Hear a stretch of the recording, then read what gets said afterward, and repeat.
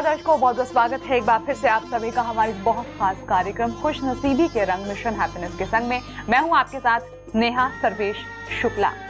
इस कार्यक्रम में बात करेंगे हम आज जिंदगी को लेकर। जिंदगी की परिभाषा बड़ी अजब सी है सच में। कभी तो हमारे साथ कैसे खेल खेलती है जिंदगी, कभी खुशियां लाकर दे देती है तो कभी गम लाकर दे देती है। खुशी और गम ये भी हमारे बुलाए हुए हैं।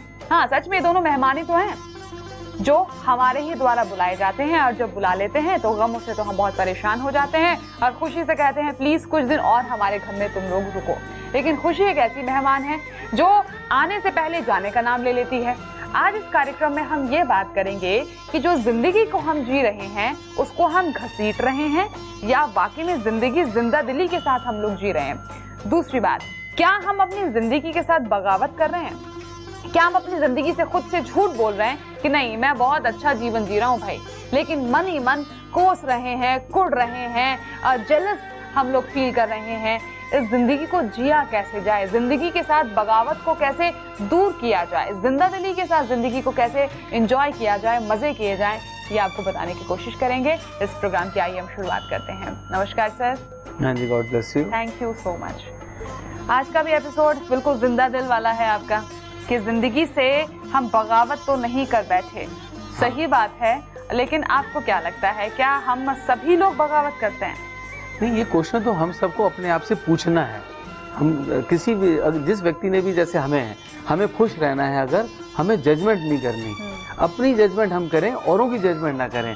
हम नहीं कह सकते दुनिया वाले आज खुश हैं ना खुश हैं। आज हमने अलग अलग सेगमेंट चुनी है, गॉड ने हमें इंस्पायर किया कि अलग अलग सेगमेंट चुने। स्टूडेंट्स को चुने, हाउस वाइफ्स को चुने, जो सर्विसमैन हैं, जो बिजनेसमैन हैं, जो ओल्ड एज में हैं, जो पेशेंट्स हैं या जो यंग हैं। तो क्या हम वास्तव में जो हमें रोल यहाँ प्ले करना चाहिए, क्या हम अपनी ईमानदारी से रोल प्ले करके उस लाइफ को, उस रोल को एंजॉय कर रहे हैं? और बगावत शब्द अपने आप में बड़ा अजीब सा है कि बगावत हमेशा दूसरों से की जाती है, बुराई के खिलाफ बगावत की जाती है, जिससे हम नाराज़ हों।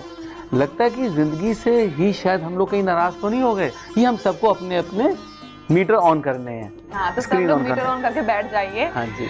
अब वो मीटर कहाँ तक पहुँचता है ये तो आप लोग प्रोग्राम के बाद ही रियलाइज करेंगे। फिलहाल एक बहुत ही प्यारा सॉन्ग है, बहुत खूबसूरत, मतलब मेरे फेवरेट सॉन्ग्स में से ये एक है जो आज हम लोग यहाँ पर प्ले करने वाले हैं। और मुझे ऐसा लगता है कि हर किसी का ये फेवरेट सॉन्ग जरूर होगा। किशोर कुमार जी, बहुत गजब का ये सॉन्ग है। आइए उस सॉन्ग को हम जिंदा दिली के साथ जीते हैं और उसको सुनने की कोशिश करते हैं। हुआ क्या था कि ये पिक्चर बनी थी अंदाज। अच्छा। जीपी सिप्पी साहब ने बनाई थी, रमेश सिप्पी इसके डायरेक्टर थे जिन्होंने शोले बनाई थी। तो इसमें राजेश खन्ना जो रोल प्ले करते हैं वो गाना गा के, उनको नहीं पता था मेरी डेथ होने वाली है और वो उनकी डेथ हो जाती है। तो वो डेथ से पहले कितना जिंदा दिल थे और उनकी सोल फिर दूसरे किस बॉडी में जाती है, क्या रूप लेती है, ये पूरी फिल्म है अंदाज। शंकर जयकिशन की म्यूजिक, हजरत जयपुरी के गीत, वो सॉन्ग आज भी ऐसे लगता है कि उसने जिंदगी में एक चमत्कार कर दिया हो। और आज भी हमें जिंदा रहने का कहीं ना कहीं रास्ता दिखाता है। इस सॉन्ग के द्वारा हमें रास्ता वो दिखता है। अब वो रास्ता तो ढूंढना आप ही को है। आइए वो सॉन्ग सुनते हैं।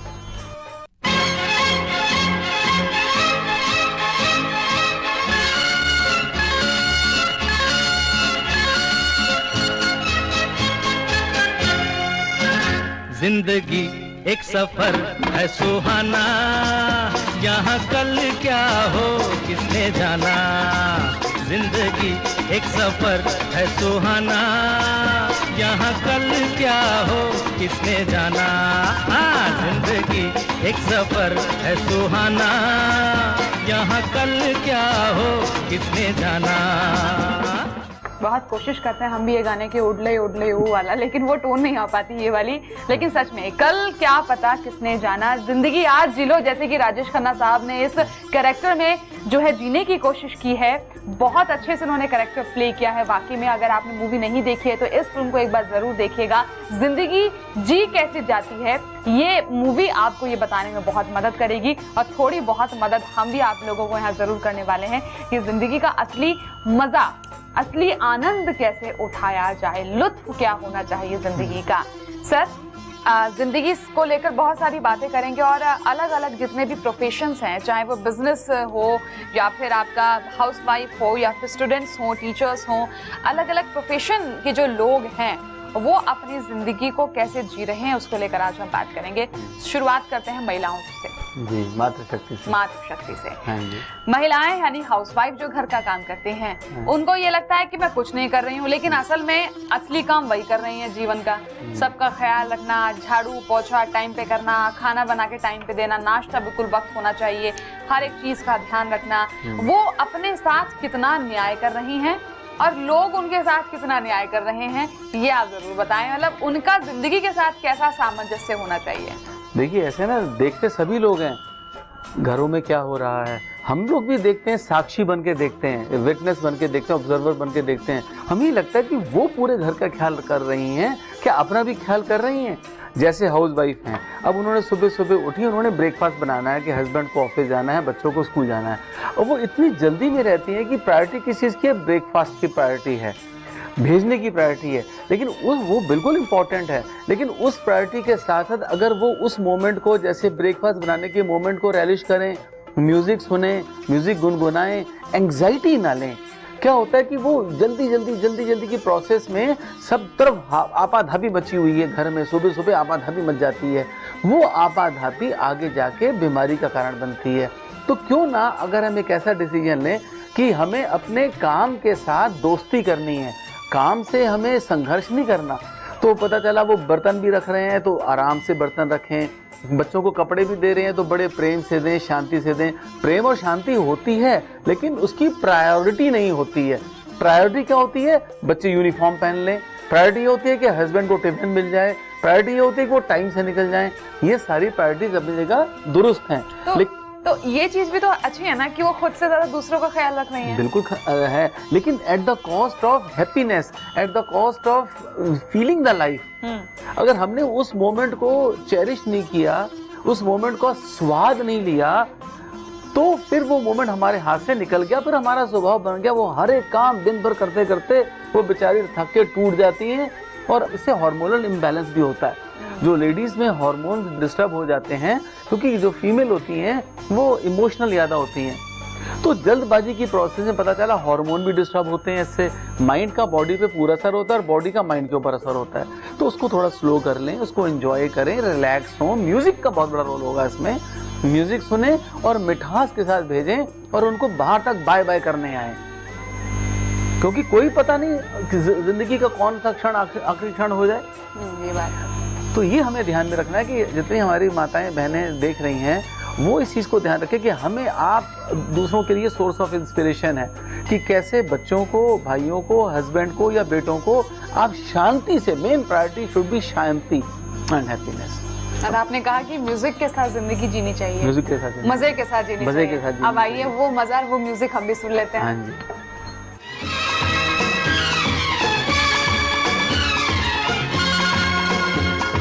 चांद तारों से चलना है आगे, आसमानों से बढ़ना है आगे। अरे चांद तारों से चलना है आगे, आसमानों से बढ़ना है आगे। पीछे रह जाएगा ये जमाना, यहाँ कल क्या हो किसने जाना। जिंदगी एक सफर है सुहाना। हाउसवाइफ को लेकर हमने बात कर ली। बात करते हैं एज ए बिजनेसमैन। हाँ। उनका दिमाग तो हमेशा बस यही चलता रहता है कि कैसे आए, आना चाहिए, नुकसान नहीं होना चाहिए। अगर नुकसान हो गया तो वर्कर्स की वॉट लग गई, वर्कर्स को गुस्सा झेलना पड़ जाता है। वर्कर्स ने अगर सैलरी बढ़ाने की बात कर दी तो जी तमाम तरीके की बातें सामने आ जाती। तुम काम कितना करते हो, तुम्हारा फलाना, तुम्हारा डेगना, ये देखिए कितना सोर्स ऑफ इनकम है फलाना। मतलब बिजनेसमैन को सिर्फ ये चाहिए कि बिजनेस का बढ़ोतरी कैसे हो, प्रोग्रेस वो कैसे करे। तो एज ए बिजनेसमैन तो शायद मुझे लगता है उनकी लाइफ तो खत्म ही हो जाती है, क्योंकि बिजनेस तक ही आके सिमट जाती है।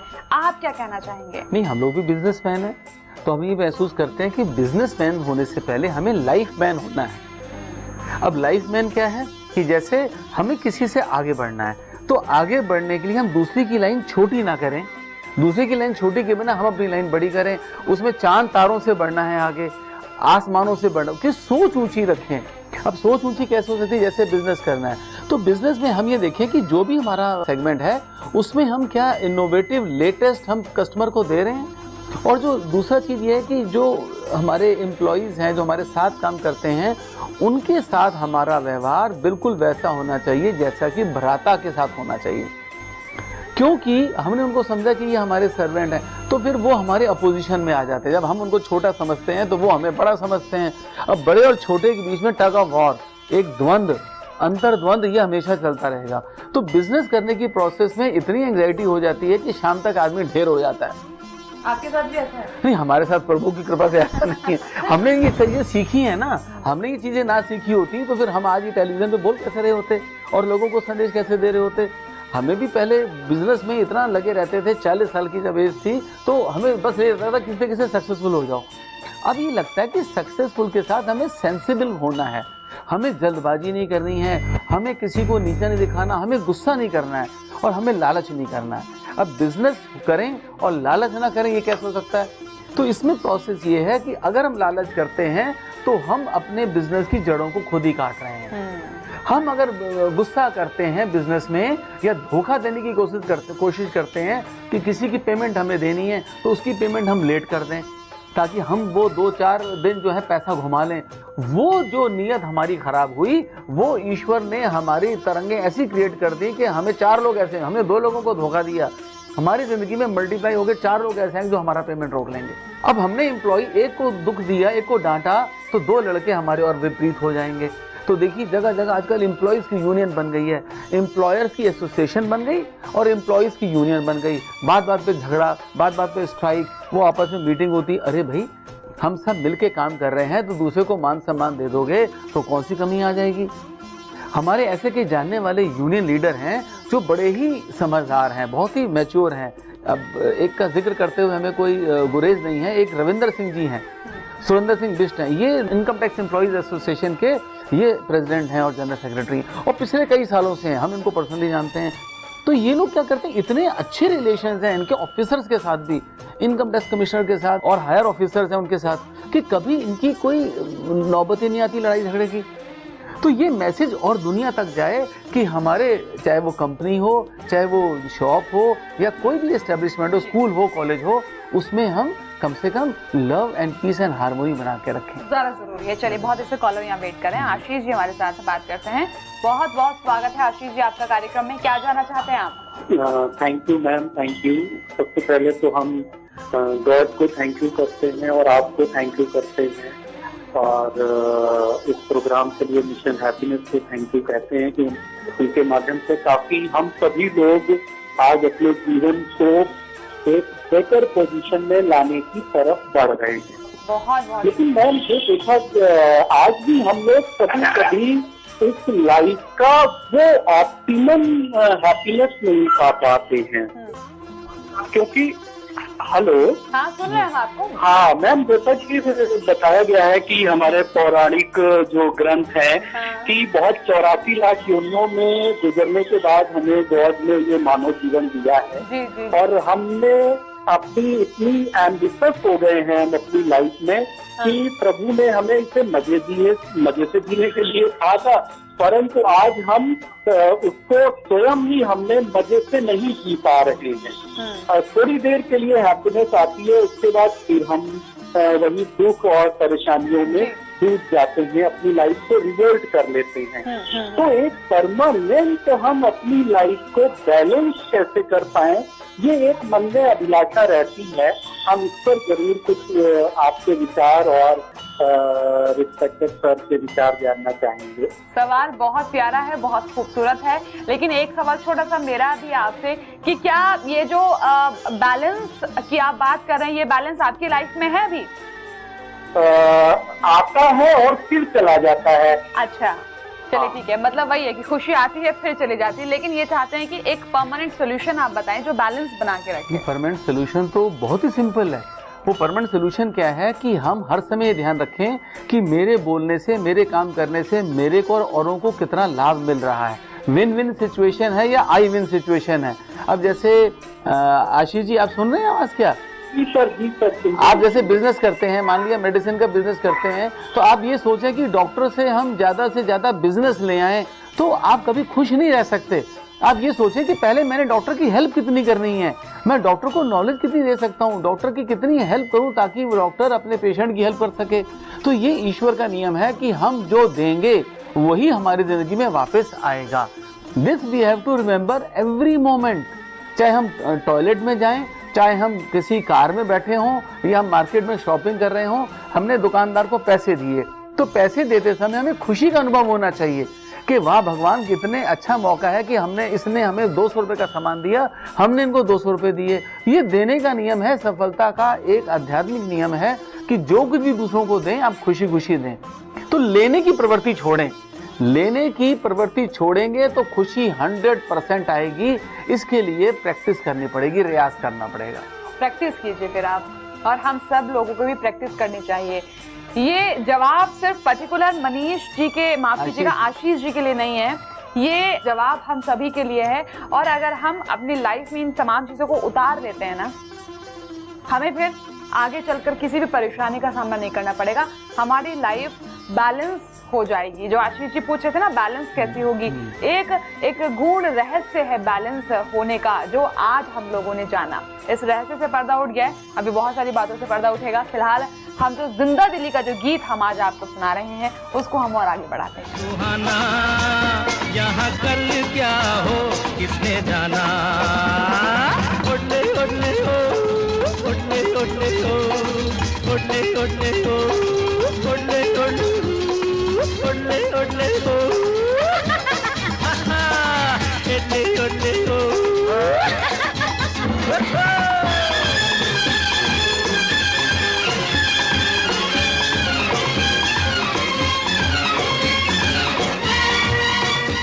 अब देखिए एक शब्द नहीं आया इसमें, लेकिन फिर भी मजा आ रहा था। क्यों? देखिए वो जो बोल रहे थे ना, वो एंथुसियाज्म है। क्यों है? क्योंकि उनको क्लैरिटी पूरी है कि मेरा ये मोमेंट अच्छा है तो मेरा अगला मोमेंट भी अच्छा होगा। खुशी कब आती है आदमी में? जब उसको ये पता कि मैं बीज ठीक डाल रहा हूं, मैं कॉन्फिडेंट हूं, मैं सच्चा हूं। जो आदमी सच्चा है, जो ईमानदार है, उसका खुश होना लाजमी है। हैप्पीनेस और ऑनेस्टी, हैप्पीनेस है फल और ऑनेस्टी है उसका रूट। तो वो जो म्यूजिक उन्होंने इतनी ऑर्केस्ट्रेशन दिया, इतने शंकर जयकिशन जो थे वो इतने मन से देते थे कि उनकी फिल्म, मतलब जो उस समय की फिल्में बनती थी, शंकर जयकिशन अगर म्यूजिक डायरेक्टर हैं तो उसकी रेट वैसी बढ़ जाती, डिस्ट्रीब्यूटर रेट बढ़ा देता था कि इनकी फिल्म तो हिट होनी है। तो इसी तरीके से अगर हम अपना बीज ठीक डालें कि एज ए सपोज हम पेशेंट हैं, हमें बीमारी आ गई, अब बीमारी आ गई तो हमें इसमें विचलित नहीं होना, ये सोचना है कि बीमारी आई क्यों, इसका इलाज होगा, वो तो एक टेम्परेरी है, बीमारी चली भी जाएगी, लेकिन आई क्यों और दोबारा ना आए, इस पे हम जब विचार करेंगे तो हम अगली बीमारी को डेफिनेटली प्रिवेंट कर सकते हैं। सही बात है, बिल्कुल सही बात है। अब हम थोड़ा सा गाने को और आगे बढ़ लेते हैं, सुनते हैं वो क्या कह रहे हैं।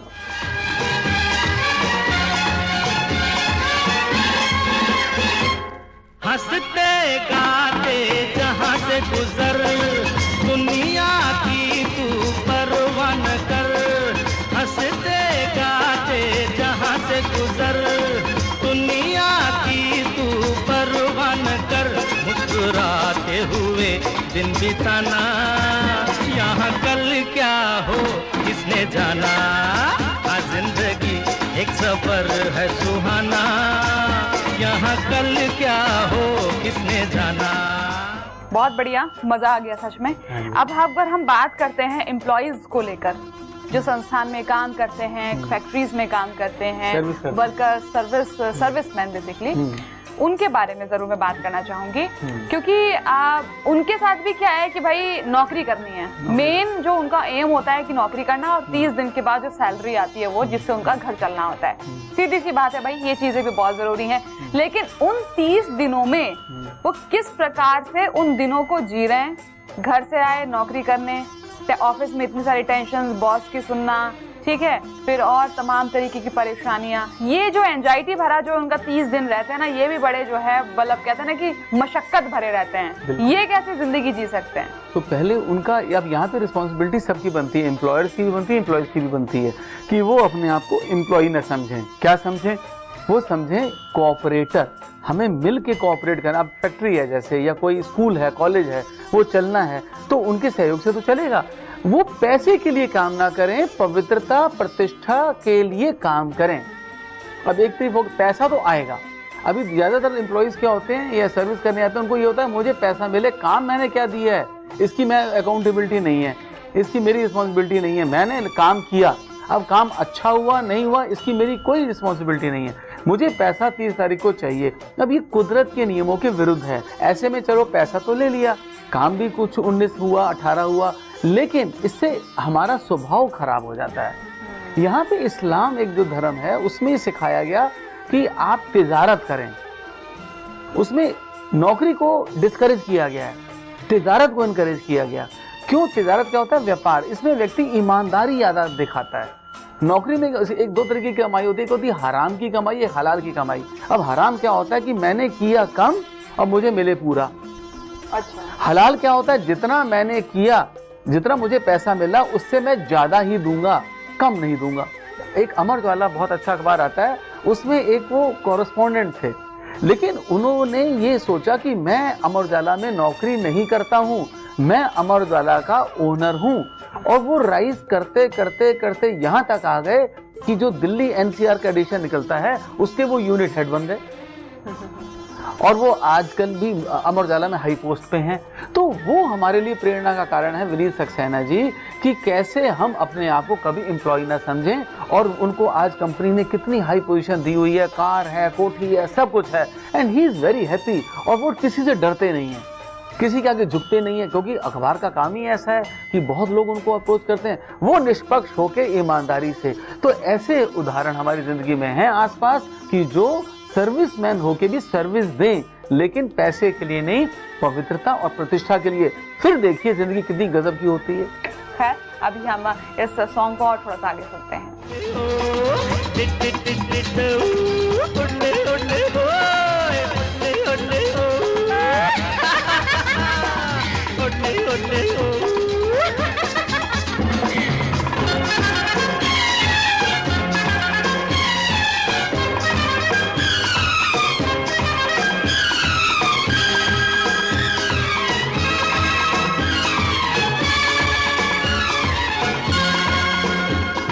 मौत आनी है, आएगी एक दिन, जान जानी है, जाएगी एक दिन, अरे मौत आनी है, आएगी एक। म्यूजिक बहुत सुंदर था। फिर ये भी कह रहे हैं कि मौत आएगी तो भाई वो तो आनी है एक दिन, इससे आप नकार नहीं सकते हैं। और आप देखिए ना कि हमारे जो फौजी भाई हैं, जो सैनिक भाई हैं, ये देखिए अपनी जान हथेली पे रख के वो हमारी रक्षा करते हैं। वो हमारे कौन लगते हैं? कोई नहीं, ना हमारे वो रिश्तेदार हैं, ना हमारे कोई जानने वाले हैं, ना हमारे कोई सगे संबंधी हैं, लेकिन फिर भी हमारी रक्षा करते हैं वो इतना दूर। सिर्फ किसके लिए? हम लोग यहाँ सुरक्षित बैठे, हम सुरक्षा के साथ यहाँ प्रोग्राम कर सके, सुरक्षा के साथ आप घर पे इसको सुन सकें। दर्शकों, ये बहुत बड़ी बात है, और यही है पवित्रता के साथ दूसरों के बारे में सोचना, अपना मन शुद्ध रखना, अपना हृदय पवित्र रखना। वही हम आपको बार बार बताने की कोशिश कर रहे हैं, जिंदगी को जीना चाहिए। और फौजी लोग मैंने देखे बड़े मस्त मौला होते हैं, बड़े मस्त मौला रहते हैं वो। अब एयरफोर्स के ऑफिसर्स देखिए, आर्मी के ऑफिसर देखिए, नेवी वाले जेंटलमैन कहते हैं, उनको कहते हैं जेंटलमैन। अच्छा क्या है, देखिए वो उनको सैलरी कहाँ से मिलती है? पैसा मिलता है भारत सरकार से, लेकिन वो भारत सरकार के लिए लड़ते नहीं है, वो भारत माता के लिए लड़ते हैं। कितनी बड़ी बात, कितनी बड़ी बात है। अब ये भारत माता क्या है? ये हायर कॉन्शियसनेस है। भारत सरकार क्या है? फिजिकल है, वो लोअर कॉन्शियसनेस है। तो क्या अगर आर्मी वाले इतने खुश रह सकते हैं तो सिविलियन खुश क्यों नहीं रह सकते? क्योंकि उनको जो आज आर्मी में है, एयरफोर्स में, नेवी में है, गए तो सिविलियन में से ही हैं, क्योंकि उनके माइंड को ऐसा ओरिएंटेशन कर दिया गया, ऐसा चेंज कर दिया गया, वास्तविकता से उनको रूबरू करा दिया गया कि उनको मौत का डर नहीं लगता, एंजॉय करते हैं सामने। और यहाँ पे हम लोग सिविलियंस हैं कि मौत का जिक्र करना भी एक परहेज समझते हैं। तो ऐसी बातों से क्या घबराना? अब हमारी बॉडी तो जानी है, अब घबराने का मतलब हुआ कि हमने मन को वीक कर लिया। अब कमजोर मन दूसरे को भी कमजोर करता है, एक डरा हुआ मन दूसरे को भी डरा देगा। वो कहता है भागो, तुम भी भागो, पता चला सब भागना शुरू हो गए। तो सब जिंदगी से भाग रहे हैं, और कहाँ भाग रहे हैं? मौत की तरफ भाग रहे हैं। जबकि हमें जिंदगी की तरफ भागना था, तो मौत तो पीछे पीछे आएगी ना, हमें पता भी नहीं चलेगा। हमने जब जिंदगी भरपूर जी ली प्रेम के साथ जी ली, प्रसन्नता के साथ जी ली, फिर मरने का अफसोस क्यों होगा। चलिए अब ये गाना भी देख लेते हैं आगे कि हमें क्या कहना चाह रहा है। जान जानी है जाएगी एक दिन, ऐसी बातों से क्या घबराना, यहाँ कल क्या हो किसने जाना, हर जिंदगी एक सफर है सुहाना, यहाँ कल क्या हो किसने जाना।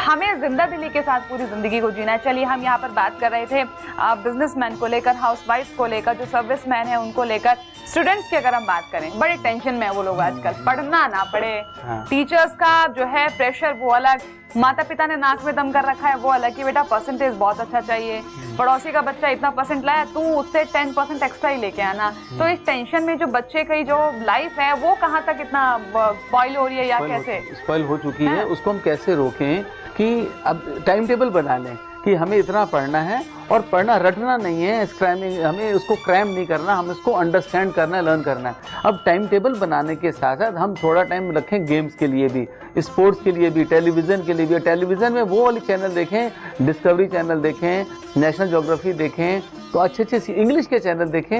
हैप्पीनेस इज़ द मिशन, तो हम भूलें ना कि हमें हैप्पी होना है, और कॉन्शियसनेस से हैप्पीनेस आएगी। तो नेचुरली फिर स्टूडेंट्स हो या टीचर्स हो एक दूसरे को सपोर्ट करेंगे। किसी का मूड खराब हो उसको प्यार से कहना, अरे नहीं भाई प्लीज देखो, पहले तुम हैप्पी हो जाओ, बाद में पढ़ाई भी कर लेंगे। तो फिर हमारी रिमेम्बरेंस भी अच्छी होती है, हमारे अच्छे हार्मोन सिक्रीट होते हैं, और फिर हम रिटेनिंग पावर भी बढ़ जाती है। और हमारी जो खुशनसीबी है वो हमारी तभी अच्छे से जागेगी, हमारी जो किस्मत है, जो लेडी लक होता है ना, वो तभी हमारा जागेगा जब हमारा मिशन होगा हैप्पी रहने का। अपना मिशन सिर्फ जिंदगी में एक बना लीजिए, हैप्पी रहना है, बाकी तो सारे मिशन आपके ऐसे ही पार हो जाएंगे, उसके लिए आपको टेंशन लेने की जरूरत नहीं। फिलहाल आज के इस प्रोग्राम में इतना ही। प्रे कर दीजिए आप सबके लिए। हम सबके लिए नेहा जी प्रे करते हैं कि हे ईश्वर, सबकी लाइफ में इतना प्रेम आ जाए, इतनी शांति आ जाए, समझ आ जाए, पहले समझ आ जाए, ये निश्चय कर लें कि हम चाहे हाउसवाइफ हैं, हम बिजनेसमैन हैं, हम सर्विसमैन हैं, हम टीचर हैं, इवन पेशेंट भी हैं, हमें ज़िंदगी के साथ प्यार करना है, जल्दबाजी नहीं करनी है, और हमें ईश्वर की सपोर्ट चाहिए, हमें ग्रेस गॉड से मांगनी है। कान पकड़ के बार बार माफिया मांगेंगे तो हमारे साथ अन्याय, तो क्या अन्याय कुछ भी नहीं होगा। ग्रेस होगी तो जिंदगी बहुत अच्छी चलेगी, दोबारा हम धरती पे आएंगे नहीं। ये ध्यान में रखना है कि दोबारा धरती पे आना नहीं है, इसलिए ये एक ही फाइनल मैच है, इसको हारे ना, जीत के जाए। बहुत बहुत शुक्रिया आपका आने के लिए। आपसे भी दर्शक चाहेंगे इजाजत। God bless. नमस्कार।